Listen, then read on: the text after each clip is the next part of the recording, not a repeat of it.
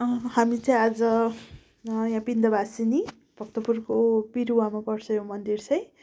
हामी चाहिँ आज यहाँ पुगेको थियौँ बिन्दवासिनी मन्दिर। अनि यहाँ चाहिँ यति धेरै भर्याङहरू छ कि हामी चाहिँ आधी भर्याङ पनि पुगेको छैनौँ, माथि पुग्नुपर्छ।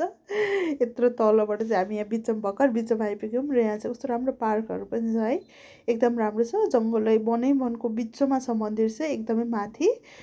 एकदमै राम्रो छ यहाँको मन्दिर चाहिँ। एकदमै दसैँमा चाहिँ यति धेरै भिड हुन्छ यो मन्दिर है। आज चाहिँ खाली नै थियो। हामी चाहिँ स्कुटर पूजा गर्नको लागि चाहिँ मन्दिर गएको थियौँ, भक्तपुरको बिरुवा मन्दिर। यो चाहिँ हाम्रो घर नजिकै छ। अनि हामी चाहिँ दुईजना बुढाबुढी मात्रै गएको थियौँ। अनि हामी चाहिँ पूजाआजा, मन्दिर बन्द भयो भने हामी चाहिँ पूजाआजा गरेर निस्किँदा चाहिँ मन्दिर बन्द भएको थियो। अरू बेला चाहिँ खासै त्यस्तो भिड हुँदैन है। अनि यसरी चाहिँ हामी मन्दिरभित्र पूजा गरेर चाहिँ हामी यसरी पूजा सामान लिएर चाहिँ हामी स्कुटी पूजा गर्न गयौँ। फेरि भर्याङ ओर्लेर तल बाटोमै पुग्नुपर्छ। अनि हामीले चाहिँ स्कुटी अब त्यहाँ पूजा गऱ्यौँ अनि घर आयौँ।